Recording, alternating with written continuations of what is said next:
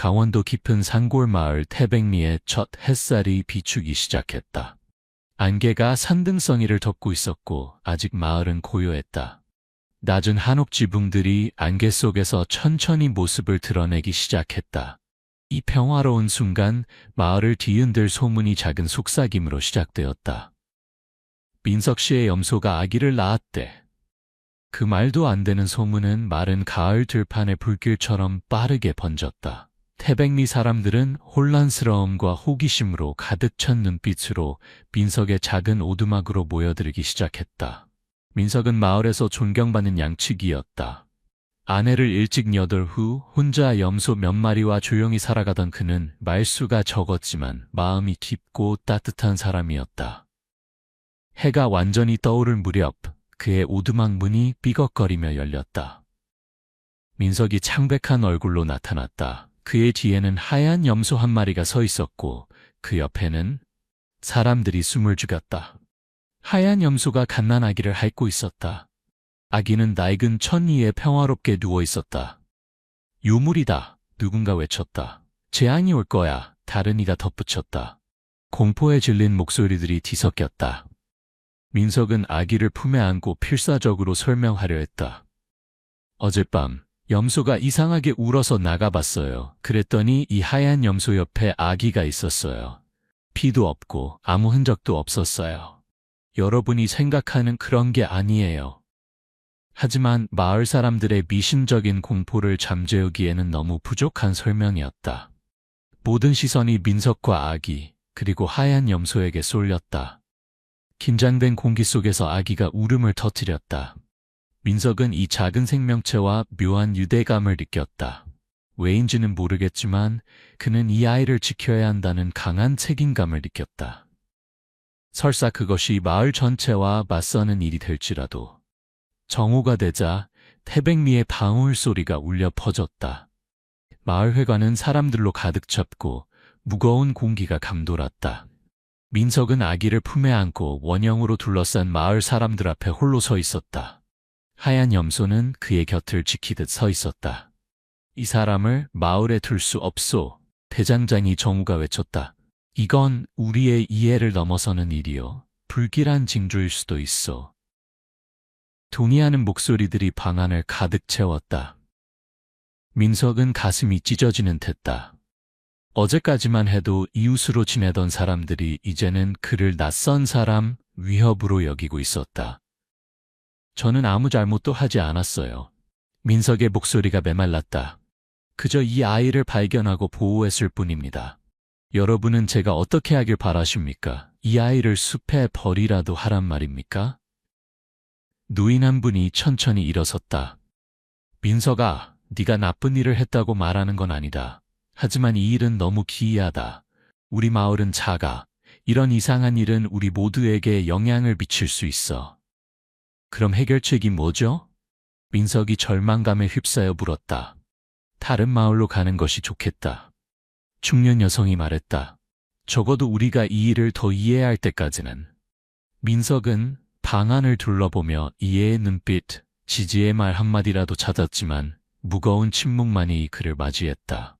그는 결정이 이미 회의가 시작되기도 전에 내려졌음을 알았다. 무거운 마음으로 그는 고개를 끄덕였다.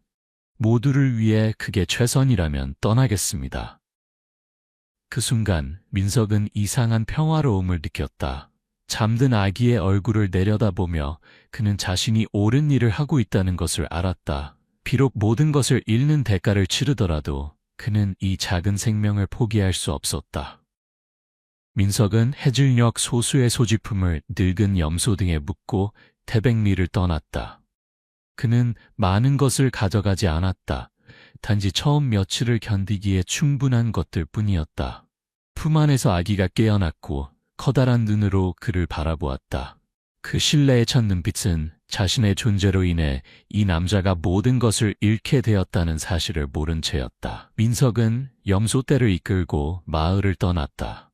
하얀 염소는 그의 곁을 지켰고 마치 자신의 임무가 그와 아기를 보호하는 것임을 아는 듯했다.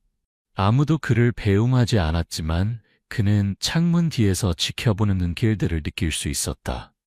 민석이 언덕 너머로 사라지자 그의 마음은 전에 없던 외로움으로 가득 찼다. 하지만 깊은 곳에서 불꽃이 타오르기 시작했다. 이 아이의 비밀을 찾아내고 어떤 대가를 치르더라도 지키겠다는 결심의 불꽃이었다. 강원도의 산길은 집 없는 남자의 발걸음 아래 험난했다.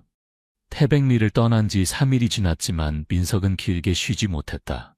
아기가 배고파 올 때마다 그는 잠시 멈추어 쉬어갔다.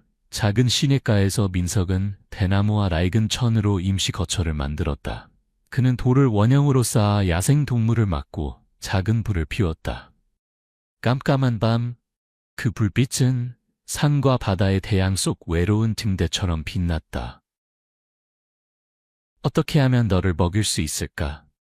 민석은 품 안에서 울고 있는 아기에게 속삭였다. 그는 쌀죽을 씹어 붓에 만들어 보았지만 아기는 여전히 배고픔에 울었다. 절망적인 순간 하얀 염소가 그의 걱정을 이해한 듯 다가왔다.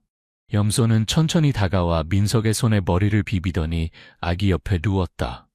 그 눈빛은 마치 아기를 초대하는 듯했다. 민석은 처음에는 망설였지만 조심스럽게 아기를 염소 가까이 데려갔다.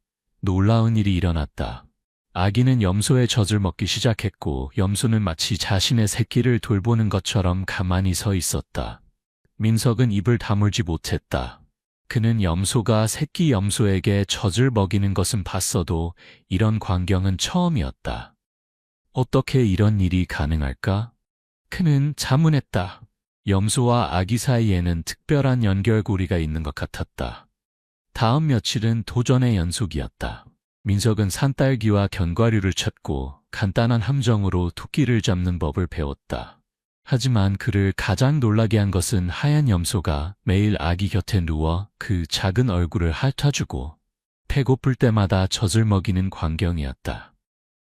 추운 밤, 바람이 임시 거처의 틈새로 불어올 때 민석은 아기를 품에 안았고 하얀 염소는 그들 옆에 누워 따뜻함을 나눴다. 그는 어머니가 어릴 적에 들려주셨던 아기가 이해하기에는 너무 어린 옛 이야기들을 들려주곤 했다. 알고 있니? 언젠가 우리는 새로운 마을을 찾아야 할지도 몰라. 그는 아기의 분홍빛 뺨을 쓰다듬으며 속삭였다. 사람들이 우리를 괴물이라고 부르지 않는 곳을 말이야. 하지만 편견과 오해로 가득 찬 이 세상에서 어디가 안전할까? 어떻게 염소가 키우는 아이에 대해 설명할 수 있을까? 어떻게 아이와 염소를 사람들의 잔인함으로부터 보호할 수 있을까? 민석은 별이 가득한 하늘을 올려다보며 방랑 생활이 아무리 어려워도 여기 자연 속에서 마을에서는 찾지 못했던 평화를 느끼고 있다는 것을 깨달았다. 의심의 눈길도 수군거림도 없었다. 오직 어려움 속에서 서로를 찾은 새 생명체 사이에 순수한 사랑만이 있었다. 2주간의 방랑 끝에 민석은 태양마을에 도착했다. 태백리와 달리 이곳 사람들은 낯선 남자가 아기를 안고 작은 염소떼와 함께 나타났을 때 단지 호기심만 보였다. 민석은 마을 어른인 노인을 찾아갔다. 인자한 얼굴의 노인에게 마을 변두리 버려진 땅에 초가와 작은 염소 우리를 짓고 싶다고 허락을 구했다. 머물 수는 있지만 아이의 내력을 알아야겠네. 노인이 말했다. 담배 연기로 붉어진 눈으로 민석을 뚫어지게 바라보며 제 친척의 아이입니다. 친척이 돌아가셔서. 민석은 떨리는 목소리로 거짓말을 했다. 아이를 키울 안정된 곳을 찾고 있습니다. 노인의 날카로운 눈길이 민석의 마음을 꿰뚫는 듯했지만 그는 단지 고개를 끄덕일 뿐이었다. 여기서는 아무도 당신을 귀찮게 하지 않을 거예요. 당신도 문제를 일으키지 않는 한. 민석은 안도의 한숨을 내쉬었다. 태백리를 떠난 이후 처음으로 그는 편안히 잠들 수 있을 것 같다. 다음 날 아침 민석이 염소 털을 빗겨주고 있을 때 그는 하얀 염소의 목에서 이상한 것을 발견했다. 작은 종이 조각이 염소의 목에 달린 밧줄 고리에 조심스럽게 묶여 있었다. 어떻게 그가 이전에 이것을 보지 못했을까? 떨리는 손으로 민석은 종이를 펼쳤다. 섬세한 필체는 분명 여성의 것이었다. 내 아이를 이 염소에게 맡깁니다. 아이의 생명이 위험해요. 부디 지켜주세요. 민석은 심장이 멎는 것 같았다. 아이는 하늘에서 떨어진 것이 아니었다. 아이에게는 어머니가 있었다. 너무나 절박한 나머지 자신의 아이를 동물에게 맡길 수밖에 없었던 어머니가. 쪽지는 또한 어머니가 아이의 아버지 가족으로부터 도망치고 있다고 밝혔다. 권력 있고 위험한 사람들이었다. 이런 일을 한 사람은 누구일까? 민석은 눈물을 머금으며 속삭였다. 그는 낡은 담요 위에서 평화롭게 자고 있는 아기를 바라보았다. 아기는 두려움 때문에 자신을 버린 친어머니가 있다는 사실을 모른 채 잠들어 있었다. 모든 퍼즐 조각이 맞춰지기 시작했다. 아기의 신비로운 출현, 염소와의 특별한 유대감, 그리고 이제 이 신비로운 쪽지. 민석의 마음속에 새로운 두려움이 생겨났다. 만약 그 권력 있고 위험한 가족이 아기를 찾고 있다면 그들이 태양마을까지 올까? 태양마을에서의 생활은 민석에게 점차 안정되어 갔다. 그는 마을 사람들의 장작을 패주고 울타리를 고치고 자신의 작은 터전에서 염소를 돌보며 지냈다. 아기는 나날이 자라고 있었지만 민석의 마음속에는 여전히 의문이 남아 있었다. 아기의 어머니는 누구이며 왜 그녀의 생명은 위험에 처했을까? 어느 오후 쌀과 채소를 살 수 있는 작은 시장에서 돌아오는 길에 민석은 지친 모습의 젊은 여성과 마주쳤다. 그녀의 눈빛은 불안함과 두려움으로 가득 차 있었다. 그녀는 길가에 서서 누군가를 찾는 듯한 모습이었다. 안녕하세요. 민석이 부드럽게 말을 걸었다. 도움이 필요하신가요? 여성은 누군가 말을 걸어준 것에 놀란 듯했다. 저는 금 마을에 도착했어요. 머물 곳을 찾고 있어요. 저는 민석입니다. 그가 자신을 소개했다. 저도 얼마 전에 이곳에 왔어요. 저는 미영이라고 합니다. 그녀가 속삭이듯 대답했다. 이 여자에게서 민석은 이상하게 친숙한 느낌을 받았다. 그녀가 두 손을 꽉 쥐는 방식, 긴장된 어깨, 그리고 마치 위험을 감시하는 듯 주변을 살피는 눈빛. 마을 어른을 만나보실래요? 그분이 머물 곳을 찾는데 도움을 줄 수 있을 거예요. 민석이 제안했다. 미영은 고개를 끄덕였고 그들은 함께 마을 어른의 집으로 향했다. 민석의 거처를 지나갈 때 하얀 염소가 그들을 보고 흥분해서 울기 시작했다. 근처 담요 위에 누워있던 아기도 팔다리를 휘젓기 시작했다. 미영이 아기를 보았을 때 그녀는 얼어붙은 듯 서 있었다. 그녀의 눈에 눈물이 고였고 입술이 떨렸다. 민석은 그녀의 시선을 따라 바라보았고 갑자기 무언가를 깨달았다. 미영이 눈물을 닦기 위해 소매를 걷어올렸을 때 그의 눈에 초승달 모양의 점이 들어왔다. 그것은 민석이 아기를 목욕시킬 때마다 아기의 어깨에서 보았던 것과 똑같은 점이었다. 민석의 심장이 빠르게 뛰기 시작했다. 우연의 일치일 리가 없었다. 그는 아기의 어머니를 찾은 것이다. 도움을 청하는 쪽지를 보낸 그 여자, 그리고 그녀는 지금 눈물을 머금은 채 영원히 잃었다고 생각했던 자신의 아이를 바라보고 있었다. 민석은 미영을 자신의 작은 오두막으로 끌어들였다. 마을 사람들의 호기심 어린 시선을 피해 그의 손은 흥분과 혼란으로 떨렸다. 오두막 구석에서 아기는 깨어나 있었고 커다란 눈으로 그들을 빤히 바라보고 있었다. 하얀 염소는 마치 아기를 보호하듯 곁에 서 있었다. 당신이 이 아이의 어머니군요. 맞죠? 민석이 목이 메어 물었다. 미영은 고개를 숙이고 비처럼 눈물을 쏟았다. 그녀는 아기 옆에 무릎을 꿇고 떨리는 손으로 아이의 작은 뺨을 쓰다듬었다. 내 아들, 다시는 볼 수 없을 줄 알았어. 당신의 쪽지를 찾았어요. 민석이 구겨진 종이를 주머니에서 꺼냈다. 당신이 아이를 이 염소에게 맡겼나요? 어떻게 그런 일이? 미영은 아기를 품에 안고 이마에 키스하며 천천히 자신의 끔찍한 이야기를 들려주기 시작했다. 그녀는 서울의 부유한 가정에서 가정부로 일했다. 주인집 아들이 그녀를 사랑하게 되었고 그들은 비밀 연애를 했다. 그녀가 임신했을 때 그 가족은 명예를 지키기 위해 그녀와 아기를 죽이겠다고 위협했다. 저는 한밤중에 도망쳐야 했어요. 미영이 흐느꼈다. 하지만 그들이 알아차리고 추적자를 보냈어요. 진통이 시작됐을 때 저는 당신의 마을 근처 작은 밭을 발견했어요. 저에게는 다른 선택이 없었어요.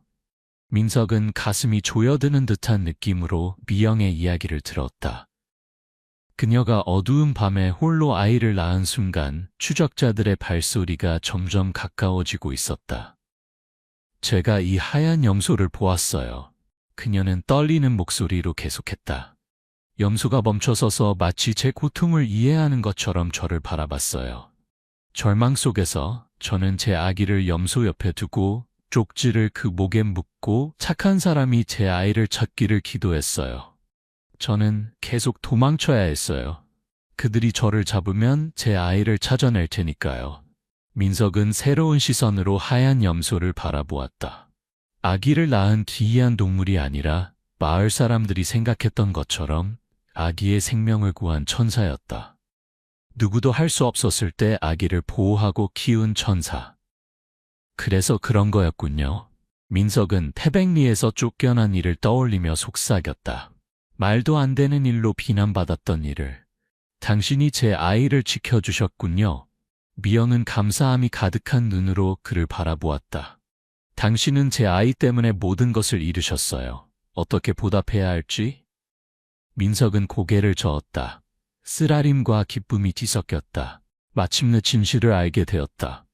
이제 당신이 여기 있으니 아이에게는 어머니가 필요해요. 그는 말했지만 망설였다. 하지만 당신을 쫓는 사람들, 그들은 여전히 찾고 있나요? 미영은 고개를 끄덕였다. 두려움이 다시 그녀의 눈에 스며들었다. 저는 결코 안전하지 않아요. 이제 제 아이도 마찬가지고요. 재회의 기쁨은 오래가지 않았다. 며칠 후 낯선 남자가 태양마을에 나타났다는 소문이 퍼지기 시작했다. 그는 미영과 꼭 닮은 젊은 여성에 대해 물어보고 다녔다. 민석은 시장의 채소 가판대 옆에 서서 마을 사람들 무리와 대화하는 낯선 남자를 지켜보았다. 그는 값비싼 옷을 입고 반짝이는 은시계를 차고 있었다. 거짓된 미소는 날카로운 눈빛을 감추지 못했다. 민석은 등골을 차고 내려가는 한기를 느꼈다. 제 여동생을 찾고 있습니다. 그는 가짜 달콤한 목소리로 말했다. 그녀는 정신적으로 불안정해서 병원에서 도망쳤어요. 우리 가족은 매우 걱정하고 있습니다. 민석은 서둘러 오두막으로 돌아왔다. 심장이 마구 뛰었다. 미영은 아기를 재우고 있었고 며칠 만에 처음으로 평화로운 표정이었다. 그는 이 평화로운 순간을 깨고 싶지 않았지만 위험이 다가오고 있었다. 미영 씨, 조심해야 해요. 그가 속삭였다. 한 남자가 당신을 찾고 있어요. 자신을 당신의 오빠라고 하지만 저는 믿지 않아요. 미영의 얼굴에서 빗기가 싹 사라졌다. 그녀는 아기를 꽉 안았고 그녀의 눈은 공포로 커졌다. 그녀는 작은 오두막 주변을 둘러보며 탈출구를 찾는 듯했다. 김현우예요. 절 찾으라고 보낸 사람이에요. 그녀가 말했다. 그는 제 오빠가 아니에요. 그는 이전 주인 가족이 고용한 사냥꾼이에요. 민석은 재빨리 짐을 꾸렸다. 언제든 떠날 준비를 했다. 그는 미영에게 절대 혼자 오두막을 나가지 말고 항상 아기를 시야에 두라고 당부했다. 하얀 염소는 위험을 감지한 듯 오두막 문 앞에 서서 모든 움직임을 경계하는 눈으로 지켜보았다. 그날 밤 희미한 달빛이 오두막 지붕의 틈새로 새어 들어올 때 가벼운 노크 소리에 민석은 잠에서 깼다. 그는 옆에 있던 낫을 집어들고 조심스럽게 문으로 다가갔다. 누구세요? 그는 침착함을 유지하려 노력하며 물었다. 선생님, 길을 잃은 나그네입니다. 매끄러운 목소리가 대답했다. 하룻밤 묵을 곳이 필요합니다. 문틈으로 바라본 민석은 시장에서 물어보던 김현우의 얼굴을 알아보았다. 그의 심장은 얼어붙었다.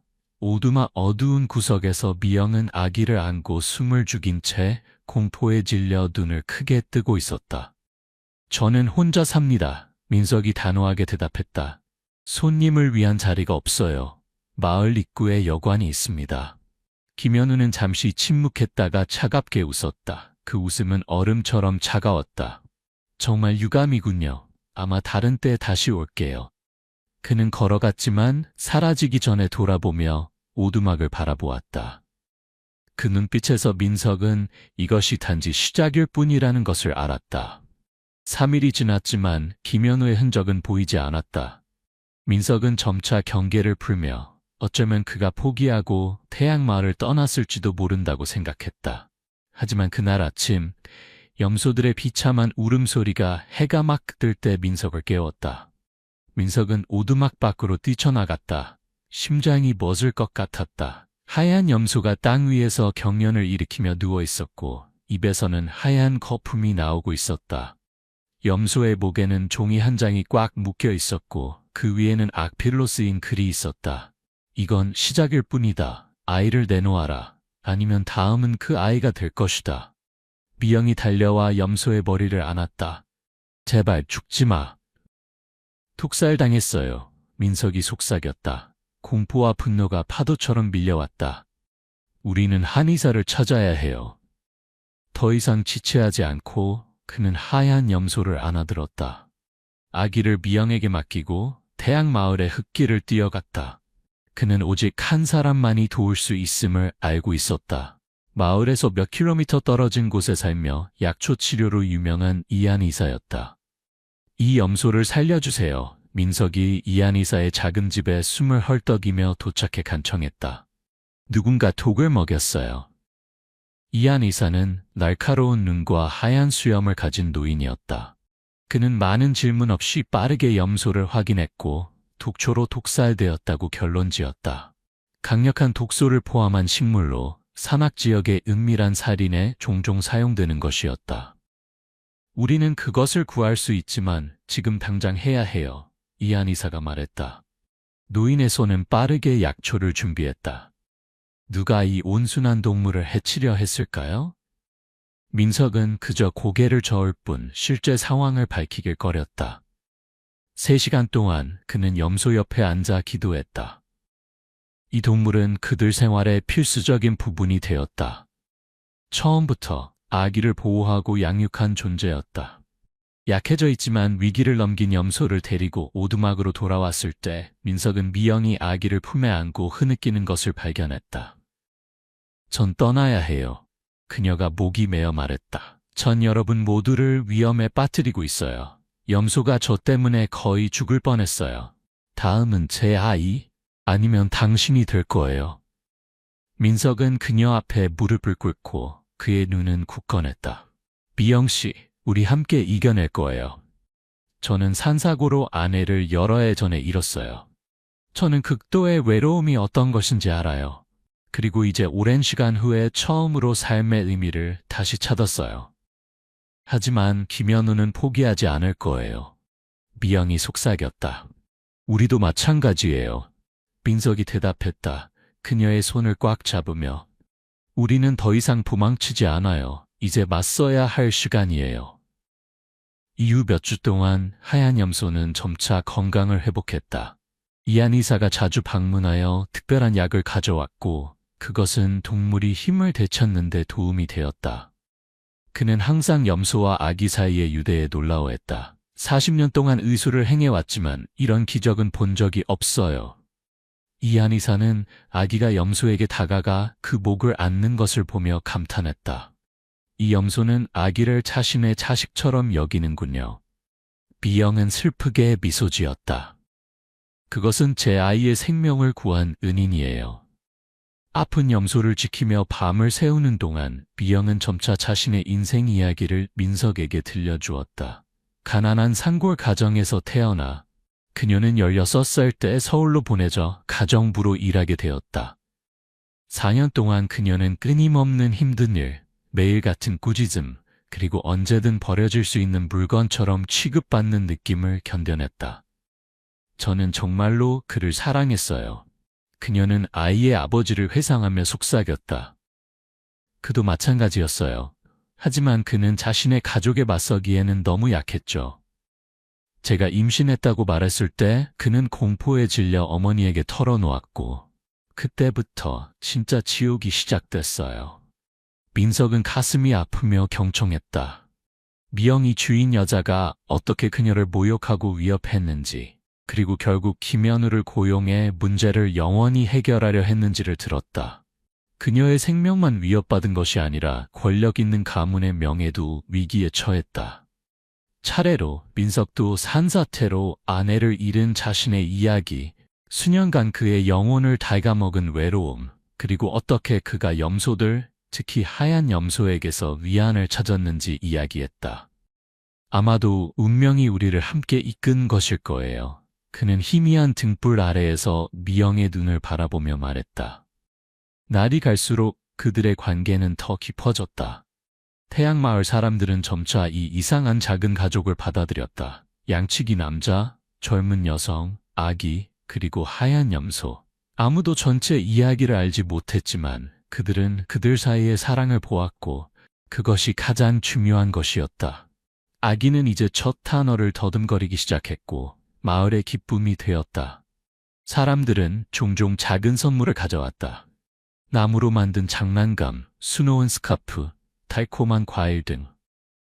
어느 오후 황금빛 햇살이 산틈 사이로 쏟아질 때 민석은 여러 해 만에 처음으로 진정한 평화를 느끼고 있다는 것을 깨달았다. 하지만 그의 마음 깊은 곳에서는 위협이 여전히 존재하고 김현우가 쉽게 포기하지 않을 것임을 알고 있었다.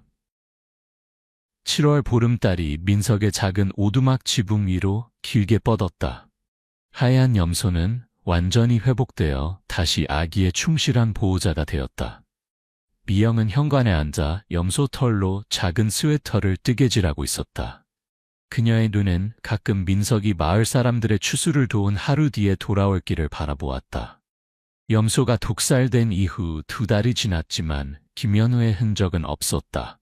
그러나 미영은 저기 여전히 어딘가에서 기다리고 있다는 것을 알았다. 그녀는 아기를 단 한순간도 시야에서 놓지 않았다. 미영아. 익숙한 목소리가 불렀다. 민석이 오두막을 향해 빠르게 걸어오고 있었다. 손에는 바나나 잎으로 조심스럽게 쌓인 작은 꾸러미를 들고 있었다. 어디 갔다 왔어요? 걱정했어요. 미영이 그를 안전하게 보고 안도하며 일어섰다. 민석은 신비롭게 미소 지었다. 할 일이 있었어요. 아기는 어디 있나요? 한 그릇 죽을 다 먹고 자고 있어요. 그녀가 대답했다. 그의 손에 든 꾸러미를 호기심 어린 눈으로 바라보며 뭘 가져오셨어요? 대답하는 대신 민석은 부드럽게 그녀의 손을 잡았다. 잠시 저와 함께 가보시겠어요? 그는 그녀를 작은 시냇가로 데려갔다. 그들이 자주 옷을 빨고 물을 길어오던 곳. 달빛 아래 물은 마치 수천 개의 다이아몬드처럼 반짝였다. 민석은 미리 준비해 놓았다. 풀밭에 작은 돗자리, 몇 개의 등불, 그리고 작은 그릇의 백설탕. 산간지방의 혼인 풍습에서 순수함의 상징이었다. 이게 뭐죠? 미영이 더듬거렸다. 심장이 빠르게 뛰었다. 민석은 한쪽 무릎을 꿇고 바나나 잎 꾸러미에서 작은 산 연꽃을 꺼냈다. 높은 산습지에서만 자라는 희귀한 꽃이었다. 그는 그것을 찾기 위해 멀리 갔어야 했다. 미영 씨. 그의 목소리가 고요한 밤에 울려 퍼졌다.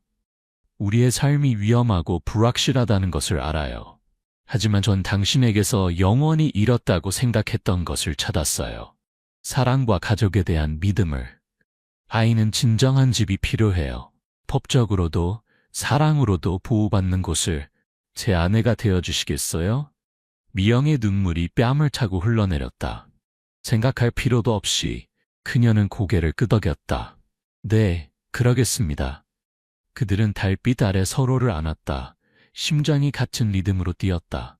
도망치고 두려워했던 수개월 후 미영은 처음으로 자신이 어딘가에 누군가에게 속해 있다고 느꼈다. 내일 마을 어른에게 알릴게요. 민석이 그녀의 귀에 속삭였다. 그리고 주저하며 저는 한번 태백리로 돌아가고 싶어요. 남아있는 물건을 가져오고 아마도 그들에게 진실을 알리기 위해서요. 산 너머로 해가 뜨기도 전에 민석은 태백리로 향했다. 그는 미영에게 해가 지기 전에 돌아오겠다고 약속했다. 단지 낡은 물건들뿐만 아니라 과거와의 화해도 함께 가져오기로. 옛 마을에 들어서자 그의 심장은 가슴 속에서 빠르게 뛰었다. 마을 사람들의 시선은 더 이상 두려움이나 혐오가 아니라 놀라움과 약간의 부끄러움이었다. 루인 황장로가 마을에서 가장 존경받는 어른이었다. 그가 가장 먼저 다가왔다. 민서가 돌아왔구나. 그가 나이로 인해 목소리가 깊어진 채 말했다. 우리는 태양마을을 지나던 상인에게서 진실을 들었다. 너를 쫓아낸 것은 우리의 실수였다. 민석은 어깨에서 무거운 짐이 내려간 것 같은 느낌이었다. 그는 이렇게 환영받을 줄은 예상하지 못했다. 저는 그저 몇 가지 물건을 가지러 왔어요.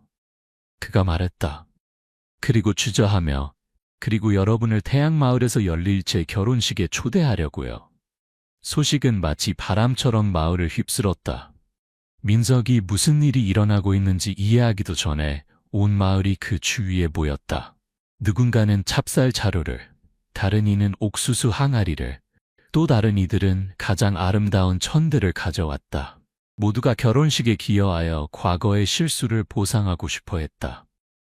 우리가 태양마을로 너와 함께 가겠다. 한때 그를 맹렬히 반대했던 대장장이 정우가 말했다. 후회가 가득한 목소리로. 내가 직접 너를 위해 귀한 낫을 결혼 선물로 만들겠다. 민석은 해가 막 지기 시작할 때 태양마을로 돌아왔다. 단지 낡은 물건들뿐만 아니라 태백리에서 온 사람들과 함께였다. 솜씨 좋은 장인들, 뛰어난 요리사들, 그리고 산악 지역의 전통 가수와 무용수들.